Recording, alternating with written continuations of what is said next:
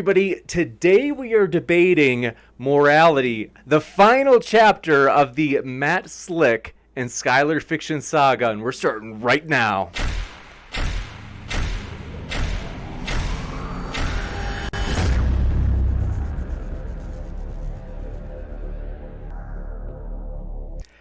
Ladies and gentlemen, thrilled to have you here. This is going to be a fun one, folks. Very excited. So, oh yeah, we are going to get rolling in just a moment. But want to let you know, if this is your first time here, consider hitting that subscribe button if you love debates like we do, especially on the controversial and sick issues. We highly encourage you to hit that little bell notification, as well as you'll get reminders as we have more sick debates coming up. So we are very excited, folks. This is basically, in a nutshell, going to be objective versus subjective morality, but it's got kind of some flexibility. Maybe you're over here for a while, and so let's come over here. Okay. So with that, want to let you know both of our guests are linked in the description. So I highly encourage you, if you're listening, you're like, I like that, I want more, please just write down there in that description box, you can find their links. And with that, there's going to be a couple opening statements, pretty easy going, fair enough. Then from that, we are going to go into the open conversation. So we're having Skylar Fiction starting, getting the ball rolling. This is like kind of a flexible 8 to 10 minute opening statement.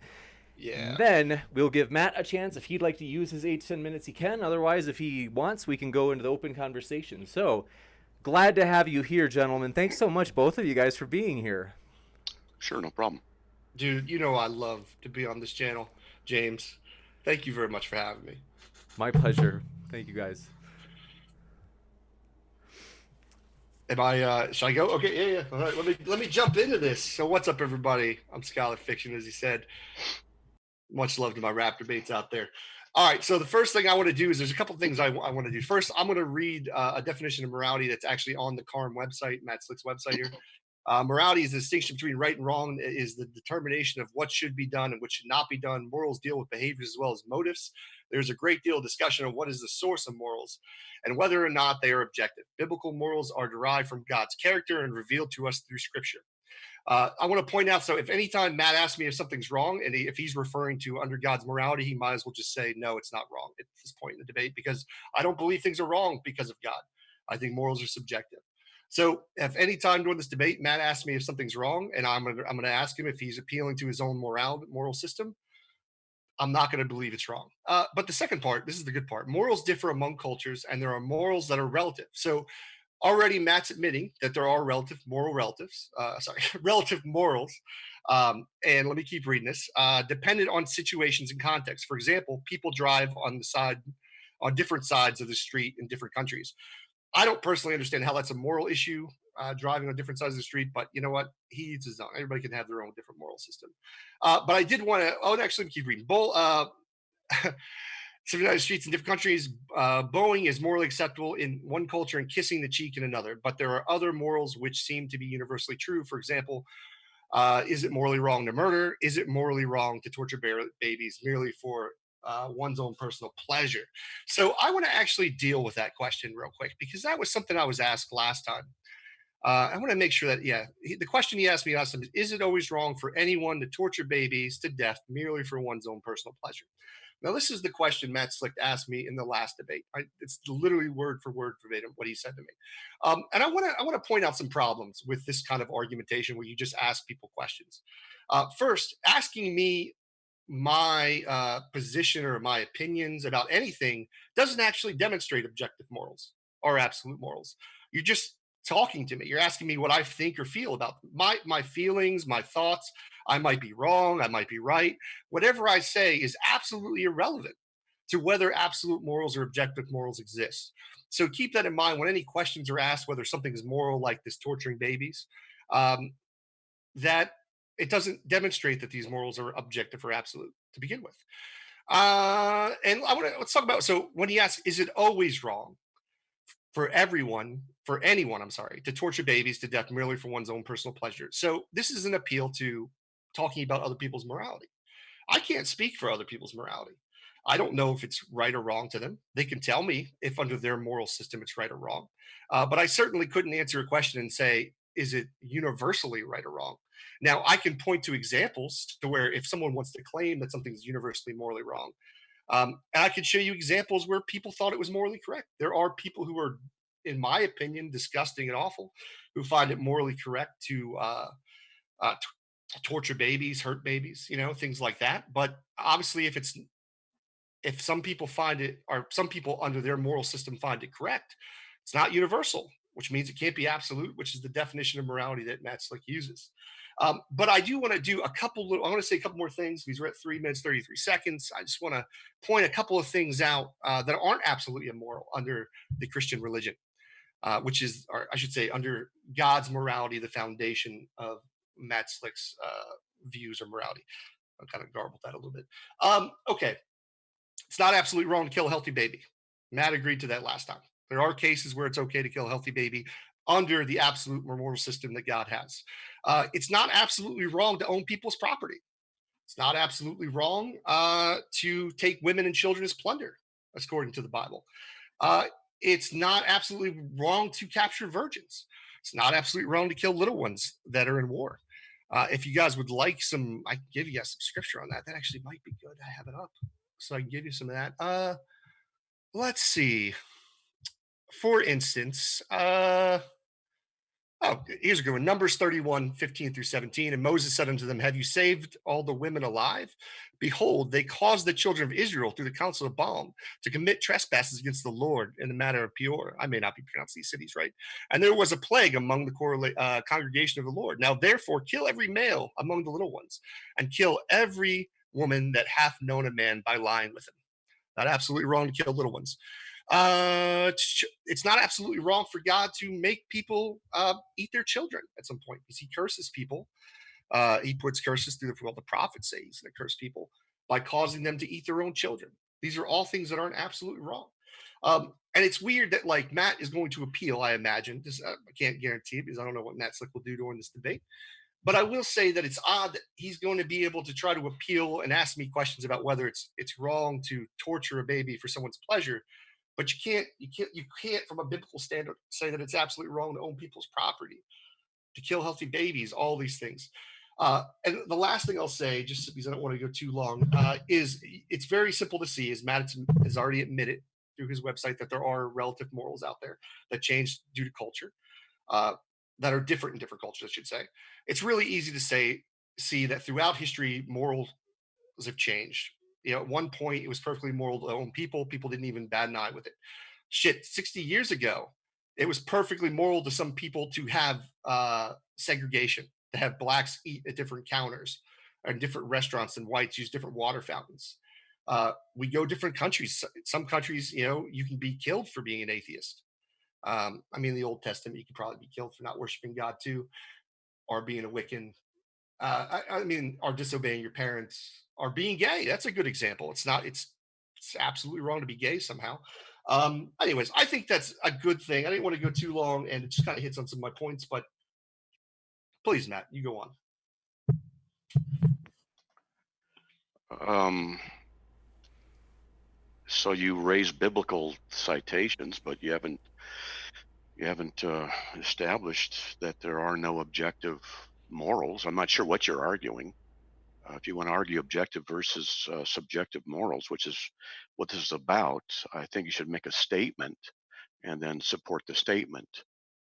Citing biblical things, that doesn't accomplish anything at this point. So I'm still not sure what you're debating, what you want to debate. So what is it you want to debate? Are you giving up your time? Yeah. Okay, so we're in the discussion aspect of it. Okay. I just want to know what you're debating. I don't know what you're debating yet. Oh, that's weird, because the title of the debate is objective versus subjective morality. You didn't know? Well, yeah, I know that subjective versus objective, but what are you stating? That there are no objective morals? Or are you stating there are objective morals? Well, what are you stating? All you did was quote Bible verses, but that doesn't establish or not establish objective morals or not. Okay. So I mean, you may not like my argumentation. That's fine. But my position, if you're asking my position, I see no evidence that morals are objective. Oh, so okay, so that's what you want to argue, that Well, you no, I, see. I want to argue morals objective versus subjective. I've showed you some examples of why I believe morals are subjective, appealing to other cultures. You admitted on your website some morals are relative. So it's not that you don't believe that some morals are relative or subjective. You already admitted to it. So I don't have to demonstrate that. You already agree with it. Yeah, but that's the thing is that, yeah, of course, there's some morals that are relative, but that would also mean that I believe that there's some that are objective. And you brought this up, but you're the one who just said you see no evidence that morals are objective. Is that what you're trying to promote? What I'm saying to you is you've already agreed that there are relative morals. And I'm agreeing with you. And that's my position. Morals are relative and subjective. So now that we agree that those morals exist, you're claiming that there are absolute morals. And that's why I listed all these things. I listed those things to show you the things that you would claim are absolutely moral. Uh, if you were like, I don't want to say you would ask most What? people, that's your game. But I would say that most people would find it killing a healthy baby immoral or absolutely immoral, but objectively, you can't say that as a Christian. So, I mean, now if you want to demonstrate absolute morals exist, I would love to hear that argument. You've already admitted that my position is okay. It does exist. There is moral relativism. Did you hear me say that those Bible citations were absolute morals? Have I ever said that? Oh, I mean, so it isn't absolutely wrong to own somebody's property. I just asked you, have you heard me say it?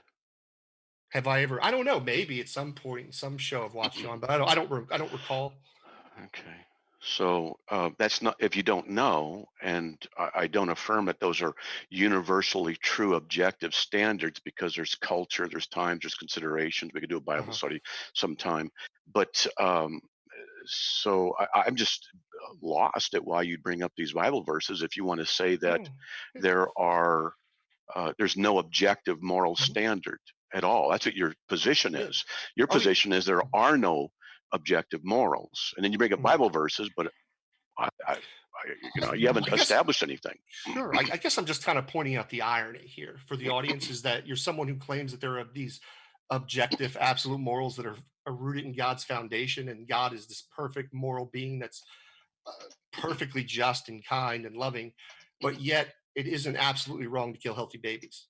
So yes, like it is related to the argument. I mean, you don't have to address those points. That's fine. We can move on. But I just want the audience to kind of see how contradictory your views are about God. No, they're not contradictory. I haven't said anything that's contradictory yet. You've read things into it that I have not said. That's why I'm asking you. But let me ask you, those things that you cited in the Bible, are those things morally wrong? And when you mean morally wrong, wrong because of God's nature? I just asked you.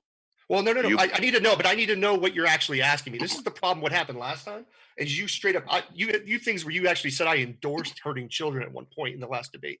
It's literally in the clips. So let me understand your question. Your question is it morally wrong? Now, are you saying under my moral system? Or are you saying morally wrong according to your moral system? I said, and I asked if you believe that those statements in the Bible are morally wrong. Okay, under my system, is that just to clarify? What you Yes or no? believe. Is I it didn't under say my system. I well, I said, have a moral system. I have a subjective moral system. So if you ask me a moral question, I have to speak from my perspective, my moral system. Doesn't that make sense? okay, so then in your subjective moral systems are the things you raised in, I'm writing it out, Yeah. Bible, about God and babies and virgins Mhm. and things like that. Is it wrong? Yeah, under my moral system, it's wrong to own people's property. It's wrong to kill healthy babies. All those Okay. things that I listed, making people eat their children, I find morally incorrect. Yes. Okay, so you want me to argue about your opinion? No, you just asked me a question. I've answered it. Yeah, you got me the thing. So it's your opinion. Well, that's what subjective morality is. You do know that, Matt, right? Yeah, I do. Well, then So why what would you're, you ask me such a silly question if you know the answer to it? because I'm establishing one point at a time. Well, we So what already you're, established that I'm a moral subjectivist. I don't know why you would need to establish that. I mean, we've had multiple conversations. It's just like you're establishing things that are already established. But go on. Okay, so we've established I'm a moral subjectivist. I don't believe morals are real or moral facts. What's your next step?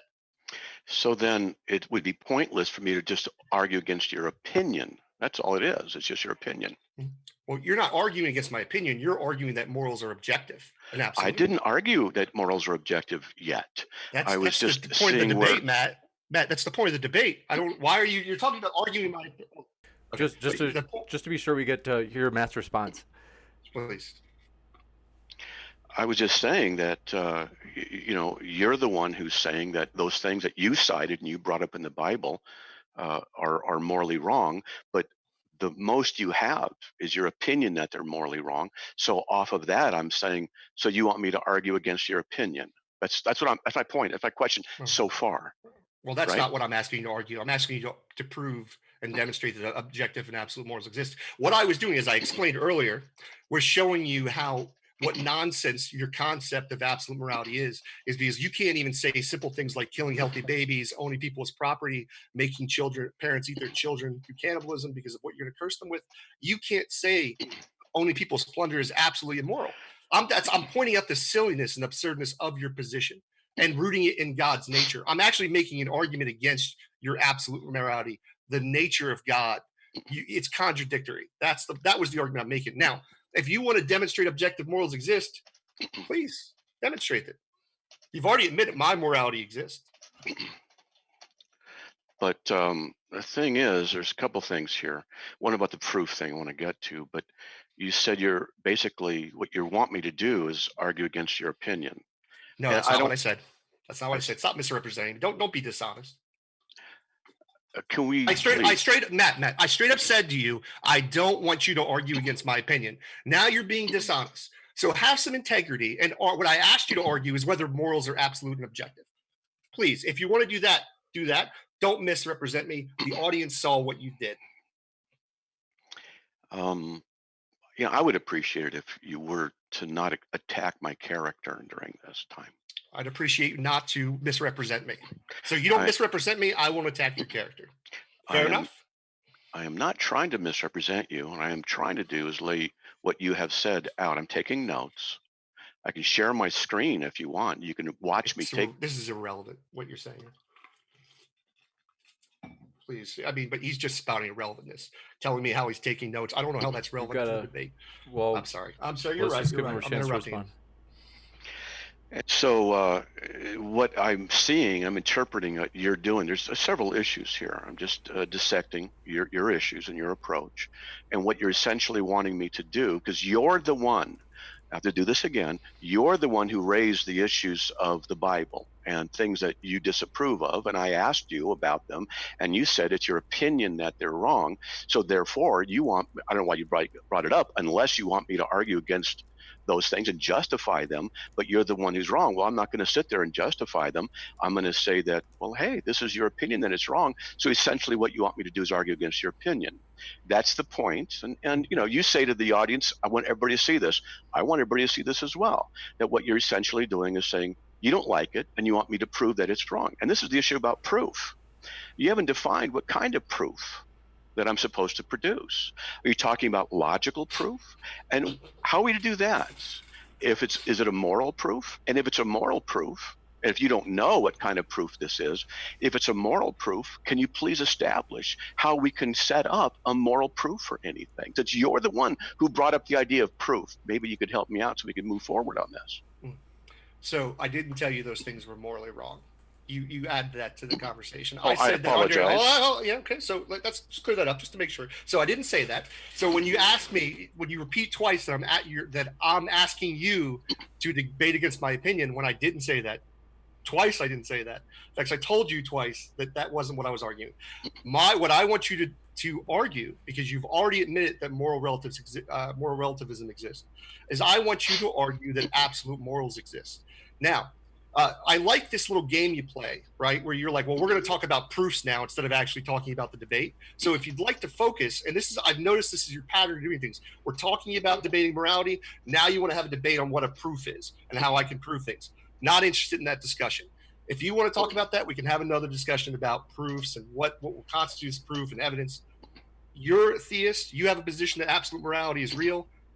Demonstrate it. If you don't want to discuss proof, why do you bring up proofs? You're still not talking about the topic. The topic is objective versus subjective morality. We're not talking about proof. That isn't the topic of the debate. Can you please state the topic? You're the one who said you want me to prove that moral objectives exist, and I'm trying to establish what that would mean so that I can do that. Oh, so you okay. I'm sorry. Go ahead. Please finish up. Because you see, I've had many discussions with atheists and agnostics, and they'll say, prove this or whatever that may be. And I'll ask them, okay, well, what criteria would satisfy you so that I can work with that? Instead of going off some direction and you say, that's not it, that's not it. Well, let's just cut to the chase. Since you brought up proof, tell me what would work, and I'll see if I can fit your criteria. Sure. So usually what I don't have a specific criteria. I think I'm open with hearing arguments, good arguments. I mean, people making arguments and being genuine is the way that most of the time persuades me, to be honest with you. So I just like to hear arguments for things. So what would persuade me, that would be proof, would be a good argument. Now, obviously, when we say the word good argument, that's a subjective term. What I think is good, what you think is good may be different. I'm just asking you to put your best attempt in. But you can't make that argument if you don't at least try. So can we go back to you trying to demonstrate or making an argument for absolute morals existing?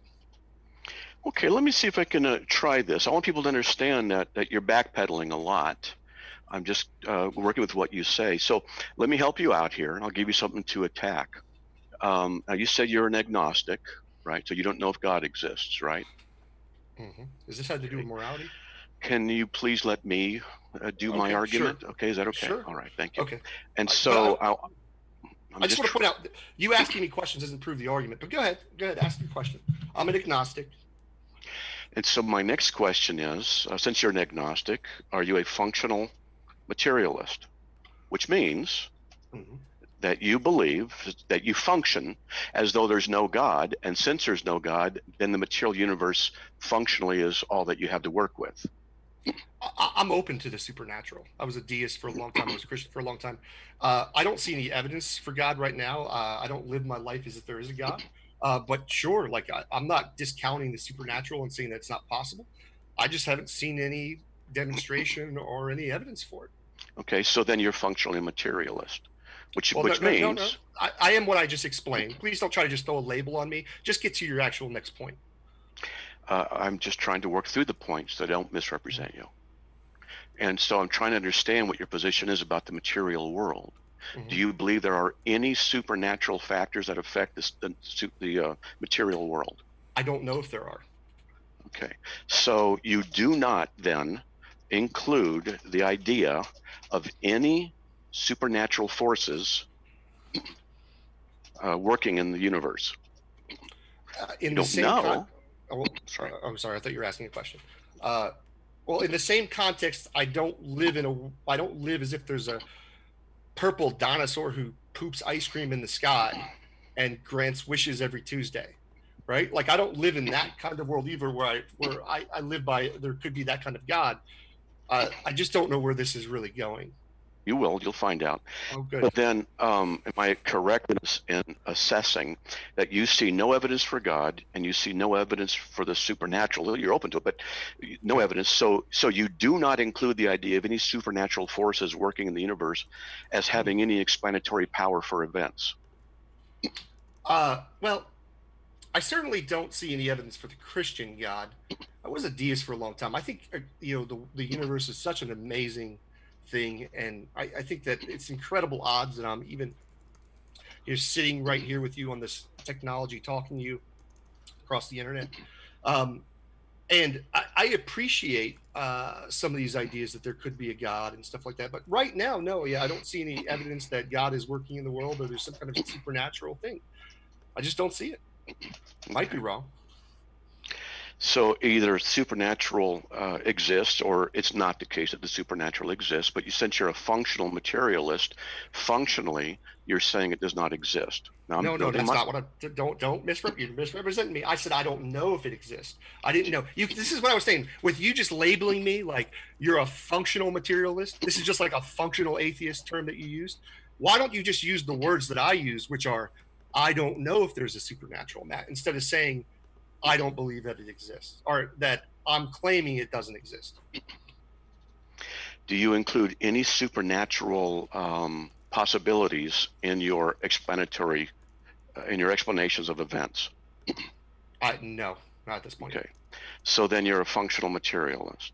Okay, that's what one. that is. Okay, that you are functionally materialist. Okay, so that means you're functionally materialist. That means your worldview is of a materialist nature.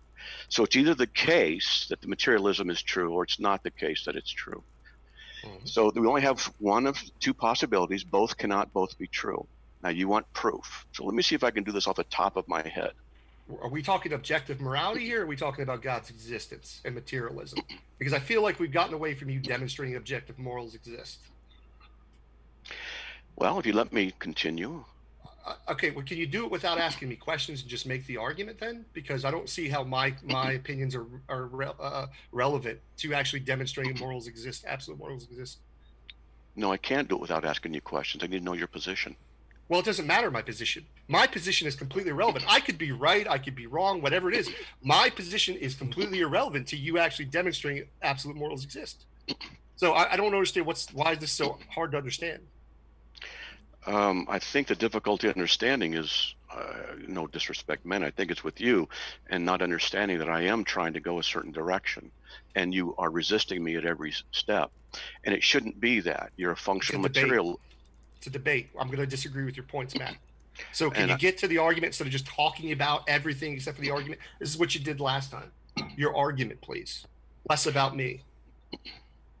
And so you're a functional materialist. And so what that means is you don't include any supernatural thing. Okay, now, since you don't include any of that, that means then that your position of materialism, which includes subjectivity, is self-refuting. And since it's self-refuting, it cannot be true. Therefore, the impossibility of the contrary, the other view is therefore validated. So let me explain. Since you hold the functional materialism, you have no supernatural explanatory ability allowed in your worldview. Then what that means is the physical world operates under the laws of physics and chemistry, as does your physical brain, which further means that you can only defend the idea from your perspective that the physical brain operates under laws of physics, chemistry, motion, matter, electricity, and that's it.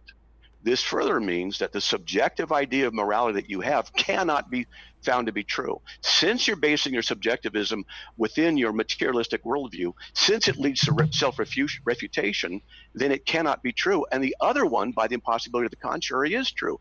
You either have materialism or non-materialism. You either have the supernatural, you have the non-super, or you don't have supernatural. You either have God in the supernatural, or you don't have God in the supernatural. Since your materialism, which excludes God, is not true, cannot be said to be true, therefore the other one by default is true, and since God then exists inside of the other possibility, or the necessity, therefore objective morals exist because the objective morals exist in God's mind, since he's a transcendent being.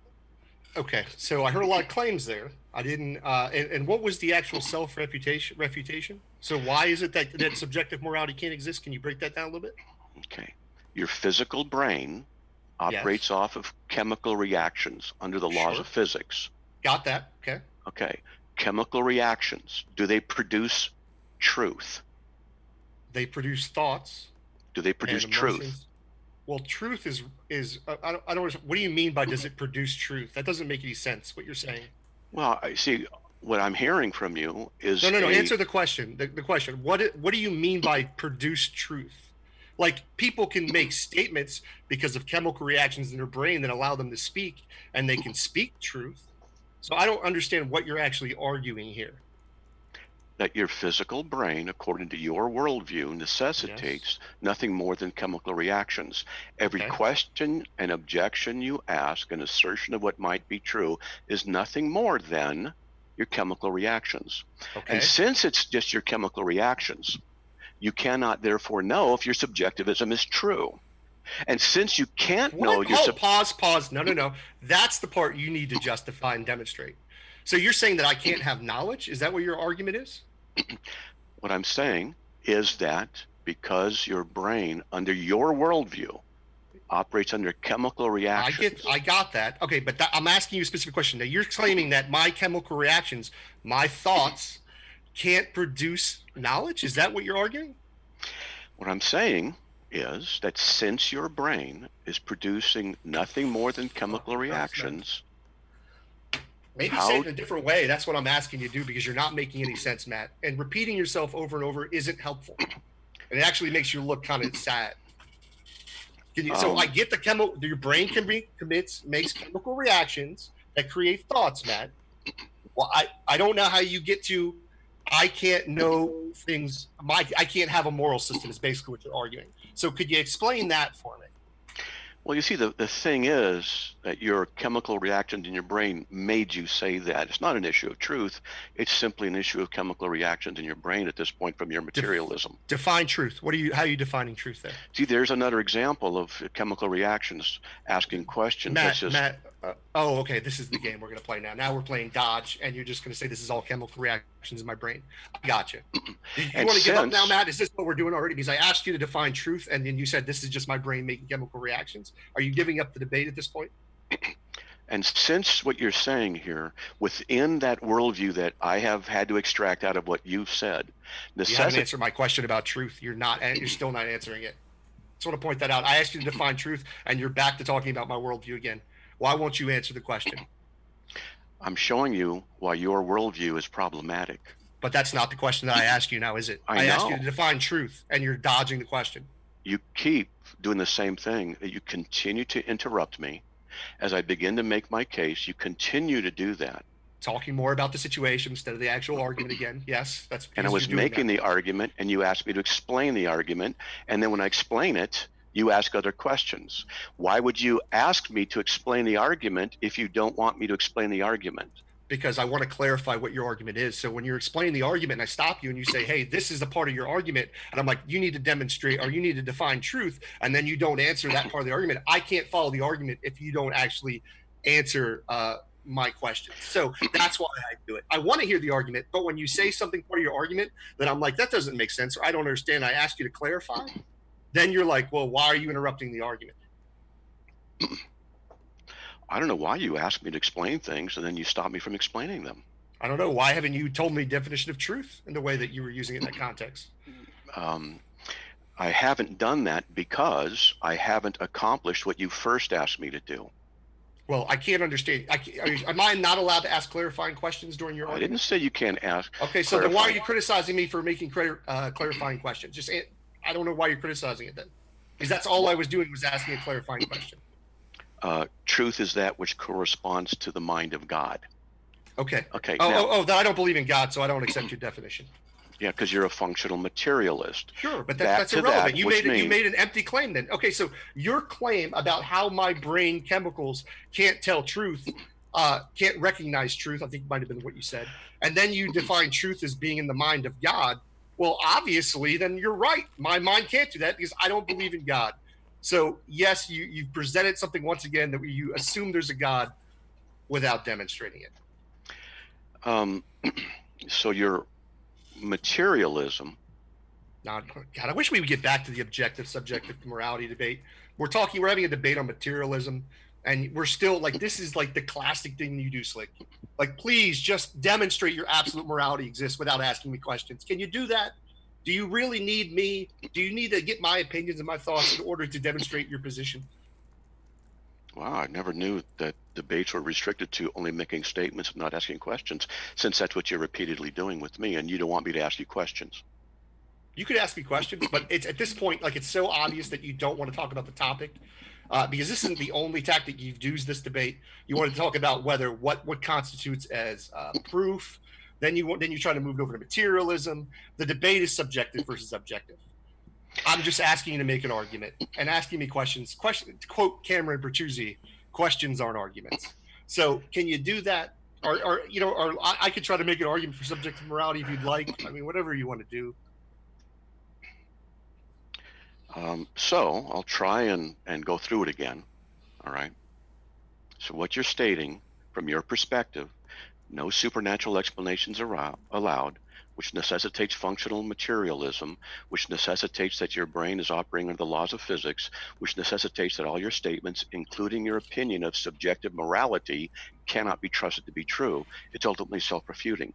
Since you only have objective and subjective possibilities, the fact that your subjective opinion can be refuted and is self-refuting, therefore, since it's not possible to be true, the only other objection or the only other possibility is objective morality. That is what's left, and therefore it is validated by the impossibility of the contrary. Okay, I heard that argument before. I think your premises are faulty.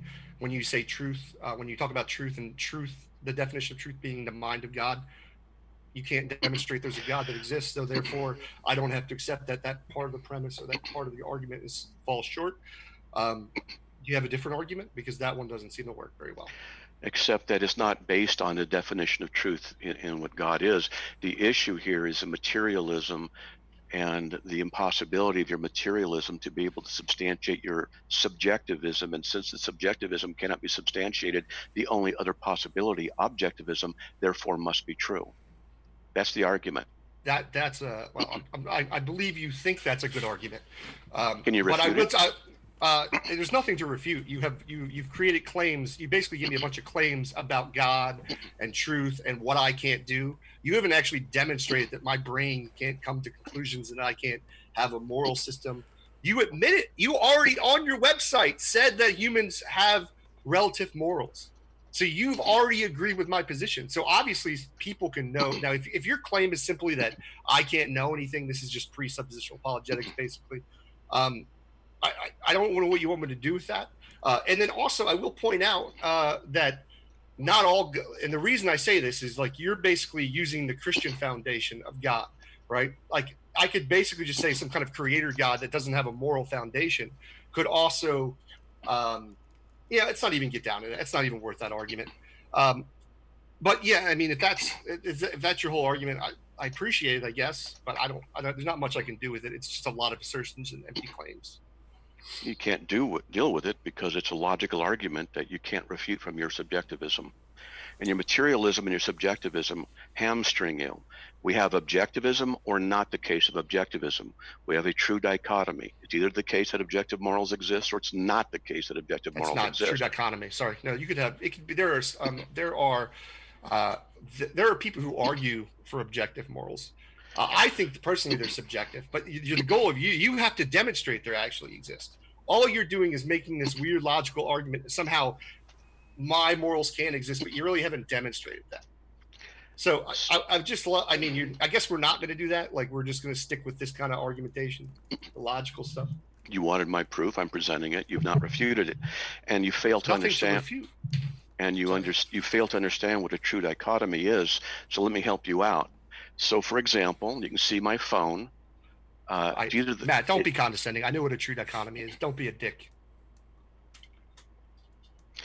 It's either the case that the phone is... Matt, don't be a dick. I know what a true dichotomy is. I'm sorry. Well, don't talk to me like a child, and I won't treat you like a child. All right? This condescending nature thing where you think this is going to work well for you, it doesn't come out well. 1 second. I think even just for the audience, I think if he wants to make the case kind of for the audience, that's fair. But don't say, I don't know what it is, because that's what you said. Yes, because of what you said. When I said it's either the case that objective morals exist or it's not the case that objective morals exist, I said, that's a true dichotomy. You said, no, it's not. That demonstrates to me you fail to understand what a true dichotomy is. A true dichotomy exists when you have the thing and the negation of the thing. There are no third options. Either objective morality exists or it's not the case that objective morality exists. That's a true dichotomy. They either exist or it's not the case they exist. And I was simply trying to illustrate it's either the case that this phone is in my hand or it's not the case that this phone is in my hand. That's all what a true dichotomy is. And for you to say it's not a true dichotomy demonstrates that you don't know what a true dichotomy is, but you say you do. If you did, you would not have refuted what a true dichotomy is. This shows me that the issue of logic you have a problem with. And it's either the case that objective morals exist or it's not the case. If it's not the case, then it must mean that there's subjective morals. So what we could do is say there's objective morals. Well, there's all type of moral theories out there. I'm sorry, there are all types of different moral theories besides just objective and subjective. So we can say that there's either objective morals or there's subjective morals. Whether or not there's theories about subjectivity, They're all that's moral fine. theory. It's all moral theory, objective moral theory, subjective moral theory. I mean, you have a bunch of different moral theories out there. So I think you actually aren't presenting a true dichotomy here. It's either the case that objective morals exist or it's not the case that objective I get morals your exist. assertion, but you're not demonstrating Is that a that's true the case. dichotomy? No, you need to demonstrate that that's a true dichotomy. There are other moral theories out there.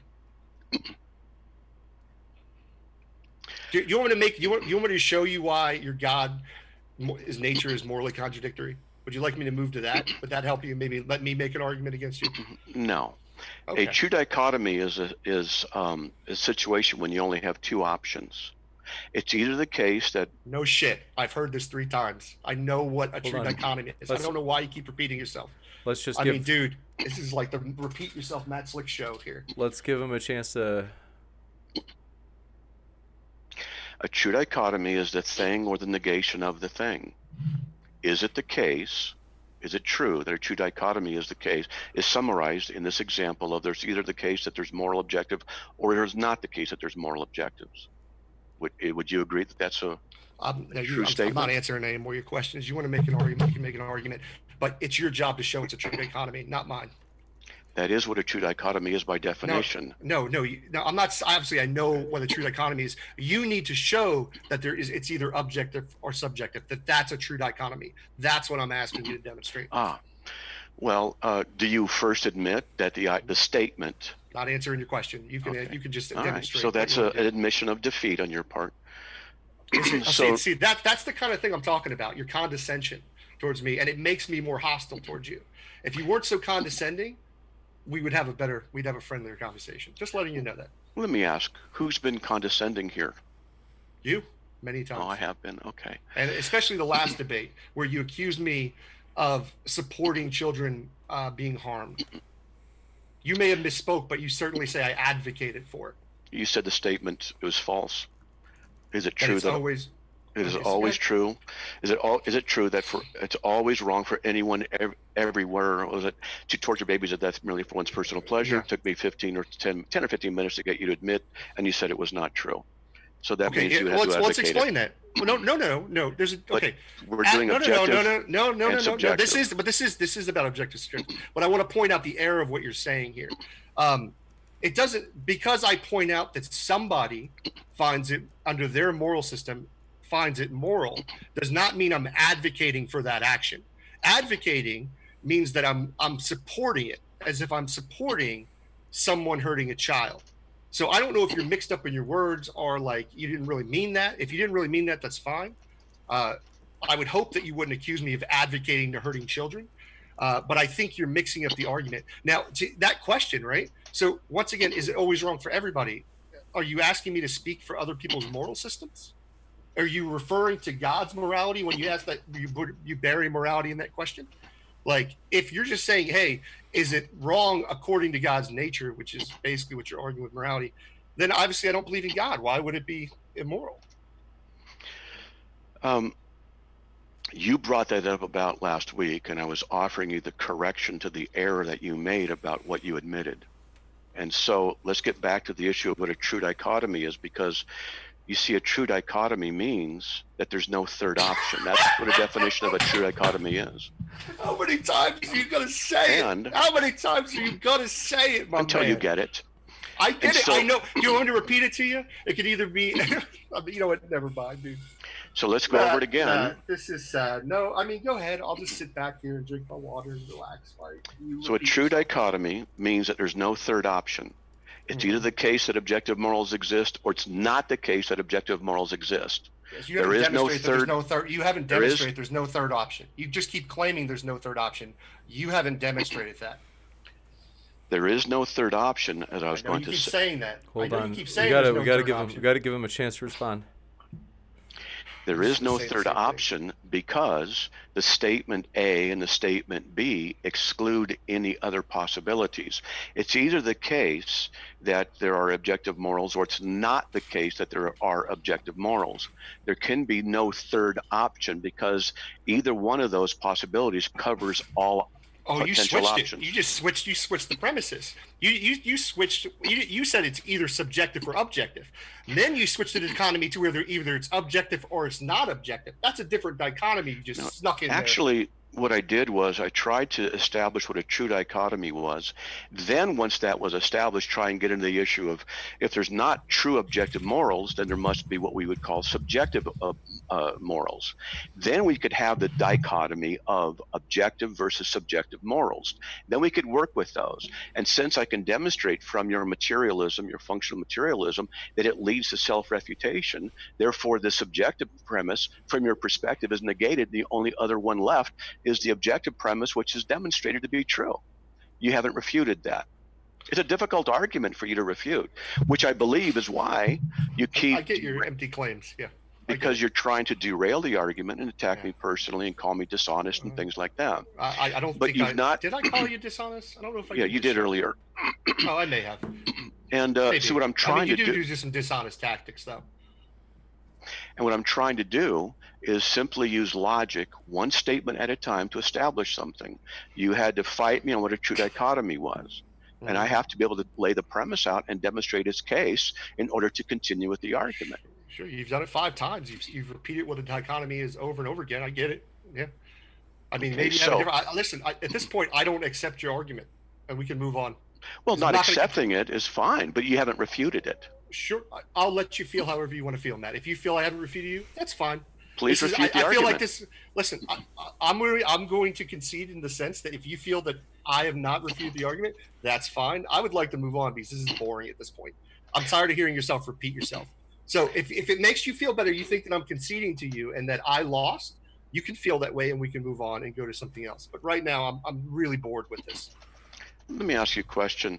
Would you agree that there are only either the objective or subjective options here for morality? I don't know. I think there are actually more options. There are. What's the third option? Well, hold on. There's all different kind of moral theory. And once again, just because I can't answer a question doesn't mean there aren't other moral theories and other different options out there. So what is the third option? Again, I don't know. I don't have one right now. You want me to, I can go on Google, but I don't think that's what you really want me to do. But if listen, but once again, but once again, my position on this is irrelevant to you demonstrating if objective morals exist. I could be wrong, I could be right, I could be whatever. It doesn't matter. You're the one, the onus is on you to agree that objective morals exist. I would like to make an argument now. Now, I've let you make an argument probably for how long we've been going, at least almost an hour now at this point. So I would like to say a couple things. I would argue that morality being rooted in God's nature, your position, this objective moral, I'm going to show you why it's contradictory. Well, I mean, I love the argument that I love the most, and I use it all the time, is that just to make sure that I understand your position, do you believe God loves children? Yeah. Okay. Would a loving God tell somebody to harm a child? Is it a loving act to harm a child? A common mistake with people who ask that kind of question is that they don't understand that from the Christian perspective, God is not only love, but he's also just, he's also holy, he's also merciful, he's also judgmental. And so we have to take the whole. If you take one attribute away and extract that and use that to represent the whole, it's called the fallacy, I believe, of composition, or maybe division, where you take one thing to represent the whole, and it's an improper logical argument. So it doesn't mean your logic, your argument. It wasn't an argument; it was a question. Well, it was a question so far. I haven't made the argument. I'm just trying to find out your position so far. And what you're trying to do. But I haven't made the argument. I'm going to keep going now. Now I'll continue the argument. I've taken other factors. I mean, if you want to argue it's just to harm children, that's basically what you'd have to argue. It's justice to harm children when children don't deserve to be harmed, unless you believe that children deserve to be harmed under your moral system. Do you believe it's just to harm children? I'm not sure what you're exactly asking, because you're talking about the morality rooted in God's nature. Mm-hmm. And then what you're trying to do is ask me what my opinion is. No, I'm asking according to the moral nature. I'm not asking your opinion. I'm asking it under your moral system, God's nature. Is it is it just to harm a child according to God's nature? If God so decrees and decides to harm a child physically, then yes, it's a morally good thing to do. Okay, so I said just. Is it just to do? Well, what do you mean by justice according to the law? Justice, the biblical definition of justice. Justice according to the Bible means that it's according to God's character and nature. So if it's Perfect. if it's justice, then we have a circular argument here, which means it's wrong, right, because God has revealed that it's right based on the law, and the law is the standard, so therefore the law is reflection. So we're not going to get anywhere with that. Your argument attacking that wouldn't work. No, I'm just asking questions at this point. I'm just making sure, because now you're saying it's part of God's nature to hurt children. I didn't say it's part of God's nature to hurt children. Well, he said justice is part of his nature, and it's just to hurt children. So therefore, it's in his nature to be able to harm children. It's within God's nature to harm children, obviously, since he had the flood occur and people died in it. Well, absolutely. People slice open babies. I mean, he literally had people slice babies open with swords. He killed David's baby because of the sins of the father, what David did. Was that wrong? What does my opinion on morality have to do with that question? Because I'm making a moral argument. You're going back to me. You asked me a question. Let me answer the question. Let me answer. I asked you if it's wrong, because earlier all we're doing here really is arguing about your opinion if it's right or wrong. Now, wait a minute. Let me finish. If you want to say it is wrong, then you have to appeal to objective moral standards, which you say don't exist. So why are you raising this issue? Because you have to be able to say it is wrong or it is right, but you can't. So what are you bringing it up for at all? Sure, I'll explain it to you. I'm showing a contradiction in his nature. I guess if you define God as morally just to harm children, I guess it's really not a contradiction in that sense. I guess you'd have to agree then too. It's not when he tells people that they can take people as plunder, women, virgins, children. And he tells them to kill the little boys. That's also moral and just under his system. So I guess you're right. I guess it isn't a contradiction if you think that that's part of God's nature. I mean, it's definitely weird for me to think that this loving God would do that. It's certainly a contradiction on the word love, because I don't see how you could argue that it's loving to harm a child, even using the biblical definition of it, especially so violently like God does. It's interesting how God does things like people did back in those times. All right. You have not shown a contradiction within God's nature. What you have done is cite things that you object to. But in order for your objection to be valid, you have to presuppose objective morals, which would refute your own position. And since you're not going to do that, you have to use your subjective morals, which has no relevance to whether or not it is objectively right or wrong. So you refute your position by the argument as well. You brought up the idea that the contradiction of the term of love. Okay. So you, one who's going to tell us what true love really is. Will this be an objective standard by which God is to be held, or is it a subjective one that you want to hold God to? So can you please explain to me? I was going to use a biblical definition of love. Please explain to me. This is, you attack Christianity, then please do this. Please explain the biblical definition of what love is. Yeah. What is Corinthians? Let's see, biblical. I had it up. Let's see, definition of love from Corinthians. 1 Corinthians 13. Yeah, 1 Corinthians, love is kind, love is gentle, love is patient. So you would have to define it as kind, gentle, and patient to harm children, to take women and virgin women as plunder. So how are you going to use words like kind, love, gentle, and square that off? I don't understand how that's kind and gentle to harm children or take women as plunder. Can you also define for me, and I can then answer the question more accurately, Can you define me what justice is biblically? Well, I'm using the definition you said earlier, the one you gave. What is the definition of justice? Because God is not only loving, he's also just. So we have to go with what God is in totality, not in partiality. Sure. Otherwise, you would misrepresent the Christian position. No, I agree. What is justice? I went with your definition earlier, which was to say that it's part of his nature. If you want to fully articulate what you mean by justice, go ahead real quick. That which is just is that which comports legally to the revealed word of God, which is a reflection of his nature. Logically, you cannot refute that, because that would mean that if God were to execute children or do whatever that he would allow to have done, by logical necessity, it's consistent with his nature and therefore would be just. You don't have any means by which you can step outside of your worldview into mine and refute my position. In order to do that, you have to sit there. No, you don't.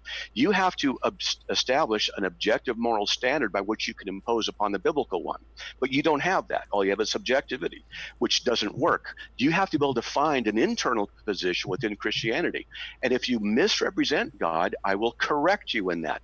If you were to go to the definition of love, which is 1 Corinthians 13, but you don't also include mercy and justice and holiness, and you don't include those, and then we discuss how those are going to be integrated as a whole, then you can have a more accurate representation of the actions of God. I'm doing that. I'm adding that in. So I'm granting you that justice is tied to his nature, right?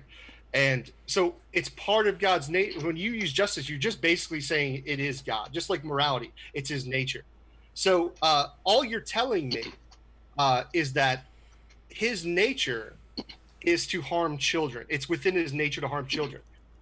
Now, he's also love, and we looked at the biblical definition of love. So, I mean, that's fine. If you want to say it's just and moral to harm children, okay, you can argue that. I guess there's no contradiction there. It just seems strange to me that's the Christian position. It also just contradicts the word love, because yes, and I'm including justice in there, right? Because what your definition of justice doesn't do anything. It doesn't add to why he's contradicting the definition of love there. It doesn't take anything away from it. So I don't know what you said, justice, that adds or gives a justification to why it's morally acceptable to take virgin women as plunder and to harm children. Again, you misrepresented the nature of God. If you're going to argue from the Christian perspective, I think that you might want to more accurately understand the Christian perspective. What specifically did I misrepresent about God? You take one attribute and use that as a representation of the whole. Said now you're misrepresenting me, because I actually said that I'm including justice and all those things as you described them. And you said, and I wrote it down as you said it, there's no contradiction in God's action based on his justice. I'm saying that if you define it as justice to harm children, yes, there's no contradiction. And if you define it as loving and caring to harm children and take women as plunder, yeah, there's no contradiction. I mean, this is one of the things I do appreciate about Calvinists, is that you guys are willing to jump on that sword and say that God is not immoral for doing these things. I would just, well, no, it's irrelevant what my thoughts are on how that sounds. But I will say what's also interesting is that you have sin is that which goes against God's nature, because he is a perfect moral being. Yet through Calvinism, he decrees that people are going to commit immoral actions, things that go against his own nature, which is strange, because basically he would be degrading his perfect moral nature by making people do that is opposite to him, through his decretive will, or his indirect decretive will, where it isn't necessarily him forcing, he just sets the situation where a child's going to get raped. He just sets all the chess pieces up so that will happen.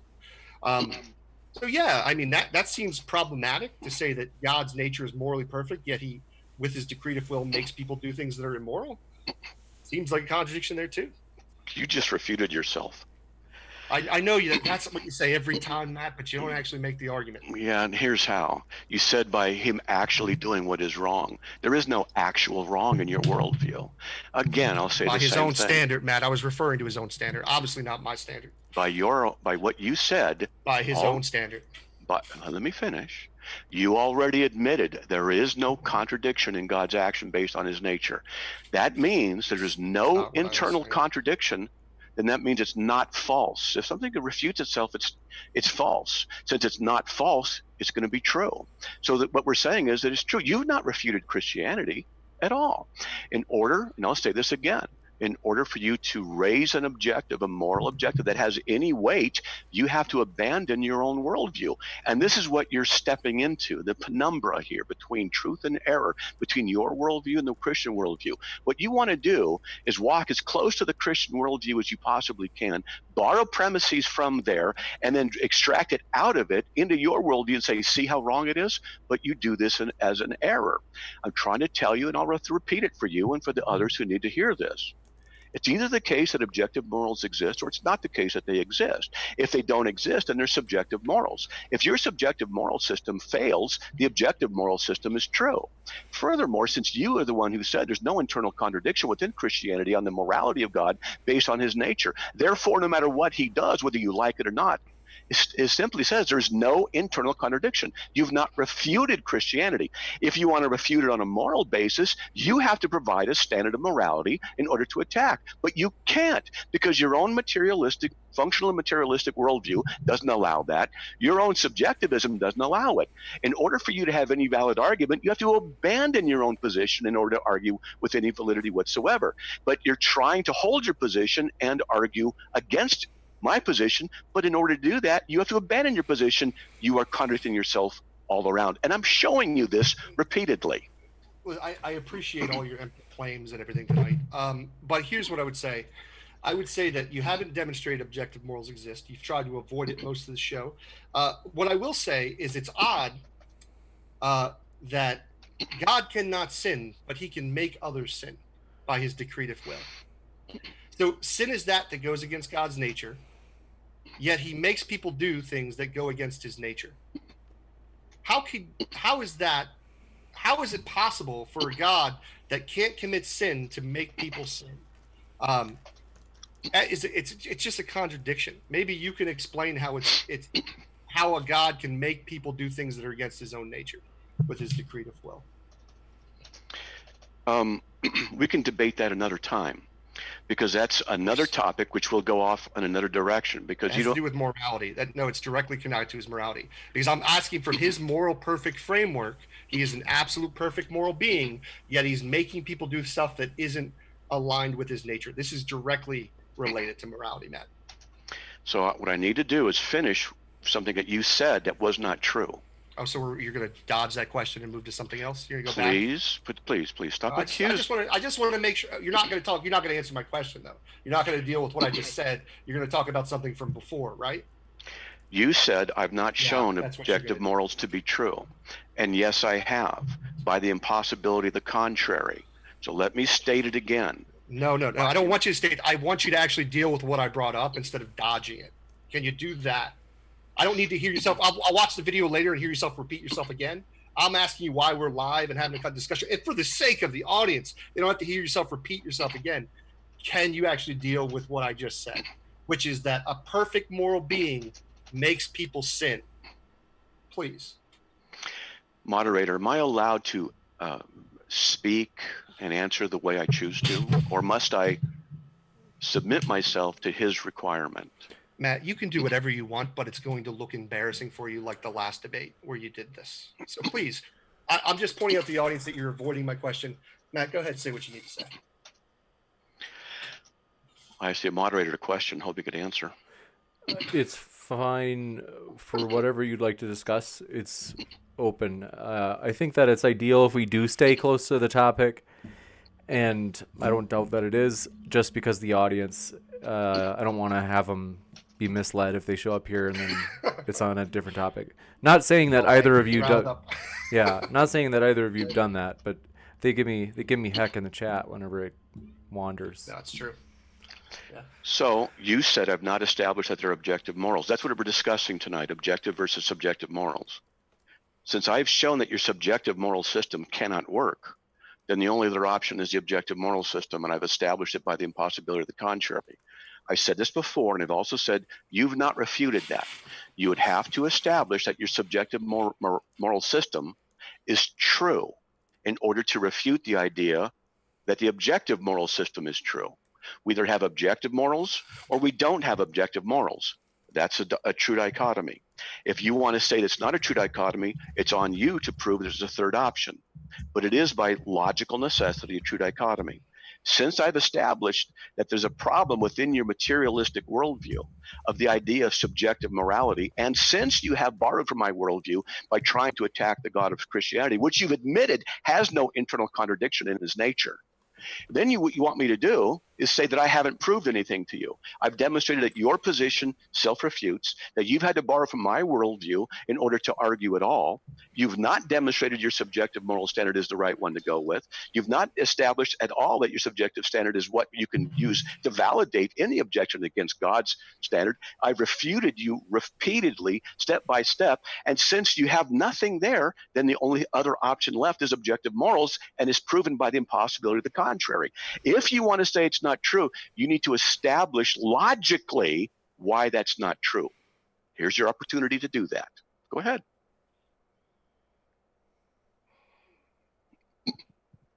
You all good after that, Gish Gallop? You all right? You feel good? You said a lot of stuff that was just basically empty claims again. I don't know why. You asked me at one point, like, I haven't demonstrated that my moral system is the one to go with. I don't think I was ever making that argument during this debate. I'm not going to try to convince you to go with my personal moral system. It's very, very strange. No, I'm going to go back to what I was arguing. Since you want to completely not you don't want to go with my arguments, and you just want to ramble and filibuster for like 2 minutes I think and repeat yourself. what Are we we'll about done? definitely, I'll give you a chance to respond, Skylar. Hey, forgive me for interrupting. Just want to let people know that we will go to the Q&A pretty quick here. Going to give Skylar a chance to respond, and then, given that Skylar, you started, are you okay with Matt closing? And by closing, I don't mean like a longer statement. I mean like just a quick, response to the last thing said. So go ahead, Skylar. Thanks. Yeah, absolutely. Thank you, James. I appreciate you. So you notice that Matt wasn't able to explain how a perfectly moral being can make people sin. He refused to even address it, right? Which is a contradiction, that a perfect moral being would do something that goes against its own nature, which is perfect moral goodness. So I'm going to say that. Matt keeps claiming that he refuted, that I have an argument, or I need to refute something he said. Matt's the one, if he has a true dichotomy, that needs to demonstrate that it is a true dichotomy, right? Claiming it's either subjective or objective doesn't work. You have to show that there are no other options. This is just similar like the P. I'm going to do that. I've heard a lot of dodging during this debate, and a lot of like trying to talk about other things, and a lot of talking about me instead of actually just making the argument. And I would just encourage you, Matt, in the future to try to have more genuine conversations. It works better. But I'll leave it at that. Matt, you can have the last word, and I'm ready to take questions from the audience. All right. You've admitted there's no contradiction in God's actions based on his justice. I've shown repeatedly that your subjective moral standard doesn't work. I've shown that by the impossibility of the contrary, or tried to show, by the impossibility of the contrary, that the objective system therefore carries far more weight. And when you say, I've not answered your question, how a perfectly moral being can make people sin, I first of all did not grant that your assertion was true. And you asserted this, then you say, I want you to answer the assertion, which we haven't discussed, which is not the objective versus subjective moral existence issue. It's another issue, which I did say, if you want to talk about God's decrees and things like this, we can do that in another debate. And you fail to understand what a true dichotomy really is, and that's been demonstrated. And I've tried to work with you repeatedly.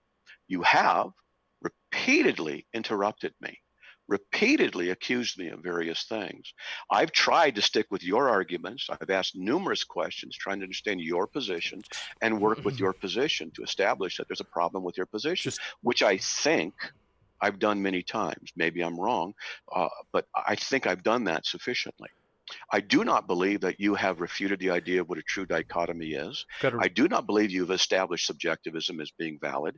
I do not believe that you can use your subjective ideas in order to attack the God of Christianity, which you says in his justice, which deals with law, which is a reflection of his moral character. You said there's no contradiction. So why then would you say something is wrong that he was done when there's no contradiction in there? You refute yourself and contradict yourself numerous times. Gotcha. With that, thank you very much, gentlemen. It's been a pleasure to have you here, to see you cross swords one last time. Someone let me know. I didn't know that phrase meant something different online. Anyway, but Roy, it used to be an innocent thing. Gosh, you guys are sick. You guys are worse than Steven Steen. You don't want to cross swords, man. I'm just... So nasty guy. It's like we got Steven up here. Steven, control yourself. So Roy Lindsay, thanks for your super chat. For these trollish ones, you can either we take super chats very seriously, maybe too seriously. If it's trollish, you can ignore it, or if you want, you can respond to it. Just let me know. Roy Lindsay bringing the heat early says that Matt wins just as many debates as Dr. Dino. 0. Well, thanks for waiting. Then next up, Matt does not look impressed for the record. Converse Contender, thanks for your super chat. They said, boom! Thanks for all you do, James. Thank you, Converse, and thank everybody for being here, especially our speakers. It's been a blast. I always get just stoked when I get to be here. Steven Steen says, I get my morals from James's haircut. Oh, like Steven. It's a good moral foundation. Very nice, Steven. I'm baffled. Adam Friended, thanks for your super chat. He says, hey, James, why don't... Oh, he tried to explain this to me. ASMR, does anybody remember what that is?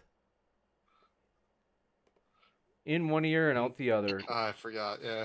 Oh, I think it was like some sort of cool internet slang that the kids are using nowadays. Let me see if I can find this. We're all too old and not hip. Every debate this happens where somebody uses some sort of acronym. They said that would be so hot. So ASMR, is it automatic structured mentoring resources? Next up, Dane Meadows, thanks for your super chat. They said, Skylar Fiction, how do you judge moral progress of societies if an objective standard doesn't exist? Oh, that's a good question. So what I think is there's some problems with this idea of moral progress. That assumes there's some kind of standard that we're working towards. I don't believe that. I believe that morals are the way they are right now, right? Things can get worse, folks. Worse under our own definition of good and bad, right? Like, so if you, like right now, if you're growing up in like Western culture, America, like you're taught about how bad the Nazis were and all the disgusting acts that they did, right? The Nazis didn't necessarily think they were doing something morally incorrect. So pointing and saying, hey, things are better by your own standard, saying, hey, it's better that we don't have segregation anymore. It's better that we don't have slavery. What you're doing is saying, hey, this is my standard. Slavery is wrong. Segregation is wrong. We no longer have these. Therefore, there's moral progress. So I don't believe in moral progress. I think morality is what it is. And when people do think there's progress, you're applying your own moral standard. It's a good question. Thank you for answering it. Not my real name. Thanks for your super chat. Maybe I did this wrong, but I only got your name. I didn't see it. If you did send a super chat, did I erase this? Forgive me. I think I got it. So forgive me if you had anything you wanted to add on there. Please let me know. We'll try to get that to you. So thanks for your super chat from...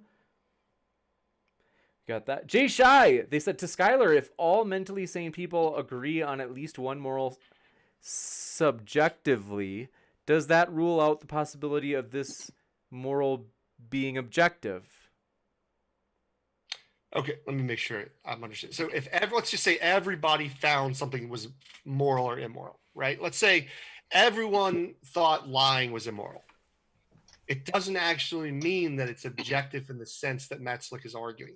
Because remember what the definition of morality is under the Christian worldview. It's rooted in God. Just because all human beings may share similarities or may have a moral that they agree on, doesn't mean that moral is rooted in God's nature, an absolute standard. There are all types of things within our society. And I wish we would have got more time to let me argue the subjective morality thing, but we were stuck on this other nonsense. The thing is like, there are reasons why our morals are similar, folks, right? A lot of us have empathy. A lot of us grow up, depending on where you're from, if you grow up in the same culture and you're taught certain moral positions, there's a good reason why you're alike, right? If you grow up in a community that all supports each other and believes in the idea of helping each other, it's most likely that you're going to have that position. Is there situations where maybe not? Sure. But that would be how I would answer that question.